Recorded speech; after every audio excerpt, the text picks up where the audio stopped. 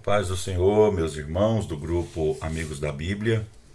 Hoje é o dia 38 do nosso desafio de leitura do Novo Testamento em 90 dias. E hoje vamos falar sobre João 18 e 19. João capítulo 18.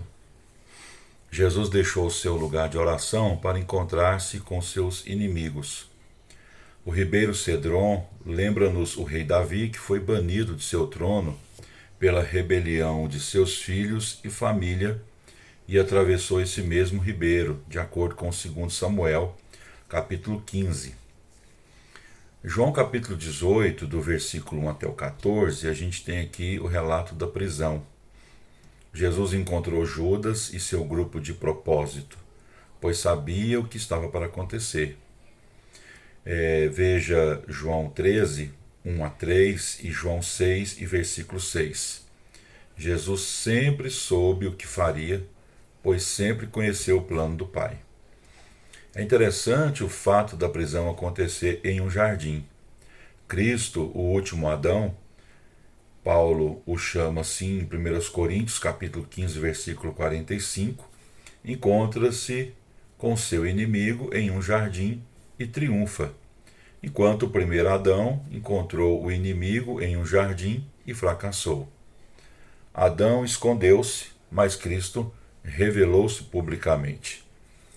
Jesus deixou seus inimigos aturdidos quando usou o termo eu sou. O mesmo nome que salva os crentes, João 17, versículo 6, também condena o perdido. No versículo 8 de João 18, Jesus aconselha seus discípulos a irem embora, a fim de que não tenham problemas. Ele já lhes dissera que se dispersariam, lá em João 16, versículo 32. Mas Pedro prefere ficar e lutar e passa a correr perigo por isso. Pedro desobedeceu a Cristo de forma clara ao usar a espada. Cristo foi gracioso ao curar Malco, e assim também protegeu Pedro de qualquer dano. Do versículo 15 até o 27 de João 18, nós temos aqui a negação. Agora a narrativa foca em Pedro e vemos seu triste declínio. No cenáculo, Pedro vangloria-se 3 vezes de que permaneceria fiel a Cristo. No jardim, ele dormiu 3 vezes, quando deveria estar orando com Jesus.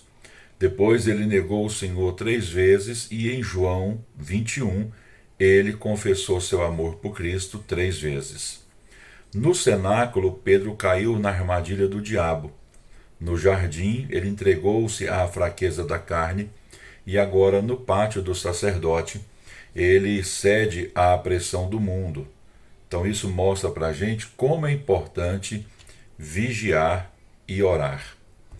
No versículo 28 até o 40, nós temos aqui a rejeição. Vemos como a nação era corrupta naquela época pelo fato de haver 2 sumos sacerdotes. Anás e Caifás eram sócios no comércio do templo e odiavam Jesus por ter purificado o templo 2 vezes. Tem-se escrito muito a respeito dos aspectos ilegais do julgamento de Cristo. Ele aconteceu à noite, assumiu-se que o prisioneiro era culpado e o trataram como tal.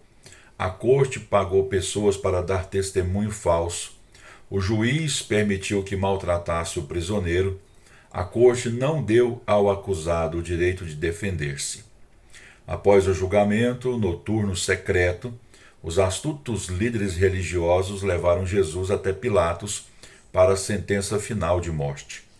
A passagem de João 18, 33 até capítulo 19, versículo 15, apresenta o triste relato da indecisão covarde de Pilatos. Esse se dirigiu pelo menos 7 vezes aos judeus do exterior e aos da sala para tentar um acordo. Pilatos crucificou Cristo porque era um covarde que queria contentar a multidão, de acordo com Marcos capítulo 15, versículo 15. Cristo explicou a Pilatos a natureza espiritual de seu reino, mas não sua afirmação. Ele disse: o meu reino não é deste mundo. ele estabelecerá seu reino sobre a terra quando retornar. Há séculos, os filósofos têm feito a pergunta que Pilatos fez: que é a verdade? Em João capítulo 14, versículo 6, Jesus declara: eu sou a verdade. João 17, versículo 17 afirma: a tua palavra é a verdade. 1 João 5 e 6 afirma seguradamente que o Espírito é a verdade. Então, o Espírito e a palavra apontam para Cristo, a verdade. A multidão preferiu matar o príncipe da vida. Ela escolheu o contraventor e não o legislador. Os judeus rejeitaram o verdadeiro Messias. Os homens rejeitaram Jesus por diversos motivos. Judas rejeitou Cristo porque ouviu o diabo, Pilatos ouviu o mundo, Herodes obedeceu à carne. A rejeição significa condenação eterna e a fé significa vida eterna. João capítulo 19, do versículo 1 até o 22, eles zombam de Cristo.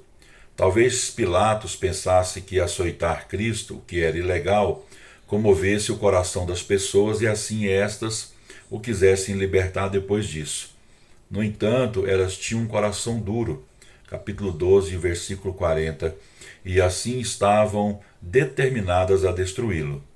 Pilatos errou ao permitir que os soldados ridicularizassem Cristo, pondo nele uma coroa, um manto e na mão direita um caniço. Mateus 27, versículo 29.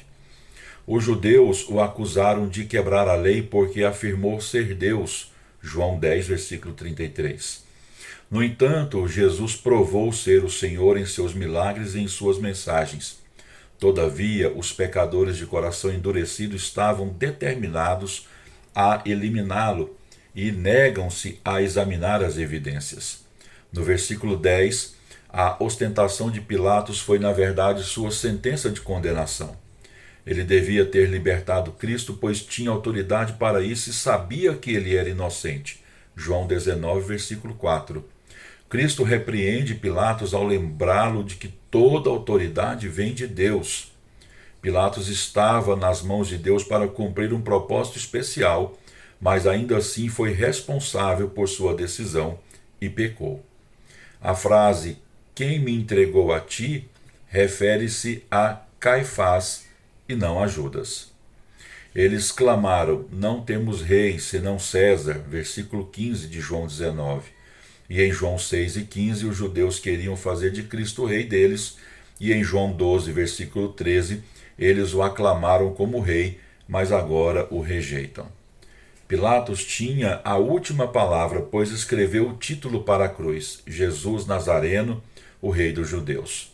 Os romanos costumavam pendurar uma placa no pescoço do prisioneiro com o motivo da acusação, que depois pregavam na cruz acima da cabeça dele. O crime de Cristo foi declarar-se rei. As três línguas em que foi escrito o título representavam as três grandes áreas da vida humana: religião, hebraico; filosofia e cultura, grego; e lei, o latim. O título fala do pecado universal, pois as três maiores nações do mundo participaram da morte dele. O título também fala do amor universal. Deus amou ao mundo de tal maneira. Além disso, o título anuncia a salvação para todo mundo, pois Cristo é a sabedoria de Deus para os gregos, o poder de Deus para os judeus e a justiça de Deus que se cumpre na lei santa. O ladrão, arrependido, leu esse título, confiou em Cristo e foi salvo. Versículo 23 até o 30. Eles crucificam a Cristo. João registra apenas 3 das 7 declarações de Cristo que ele fez lá do alto da cruz. Ele é cuidadoso na observação do cumprimento das Escrituras, no sorteio da túnica tecida sem costura, Salmo 22, 18, no vinagre que lhe dão para beber, Salmo 69, versículo 21, e na ferida com lança do lado sem quebrar qualquer osso, Salmo 34, verso 20. Cristo, por fim, rompeu todos os seus laços familiares terrenos quando entregou Maria e João um ao outro. Foi Cristo quem controlou a situação, não Maria. Admiramos a devoção de Maria em ir até a cruz. A frase "tenho sede" fala da agonia física e espiritual de Cristo, pois ele sofreu o tormento do inferno por nossos pecados. Ele sentiu sede para que nunca sintamos. No texto grego, a frase "está acostumado" corresponde a uma palavra tetelestai. Era uma palavra comum que os negociantes usavam para dizer "o preço está pago". Os pastores e os sacerdotes a usavam quando encontravam uma ovelha perdida, pronta para o sacrifício. E Cristo morreu como o Cordeiro perfeito de Deus. Os servos usavam essa palavra para dizer aos senhores que haviam terminado o trabalho. Cristo, o servo perfeito, terminara a obra que o Pai lhe dera. Cristo abriu mão de sua vida de boa vontade e de propósito, entregou-a em favor de seus amigos. Versículo 31 ao 42 do capítulo 19 de João, eles sepultam a Cristo. Os judeus não estavam interessados em compaixão ou no horror de seus crimes. Queriam apenas impedir a violação de suas leis sabáticas. O fato dos soldados não quebrarem as pernas de Cristo para apressar sua morte comprova que ele já estava morto. O sangue e a água simbolizam dois aspectos da salvação: o sangue para a expiação da culpa do pecado e a água para lavar a mancha do pecado. O sangue fala de justificação e a água de santificação.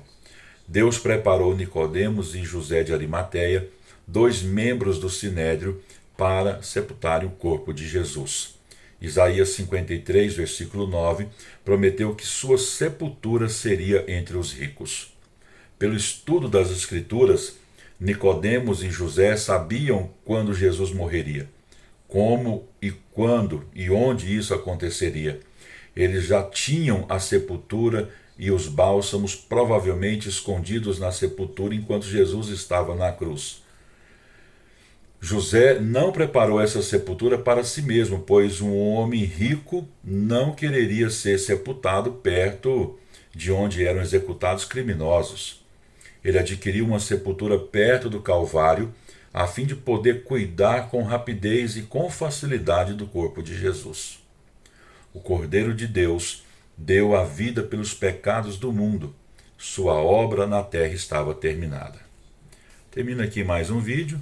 Lembrando que os nossos comentários são extraídos e adaptados conforme que a nossa necessidade do comentário bíblico Wiersbe. Que Deus te abençoe e até o próximo vídeo.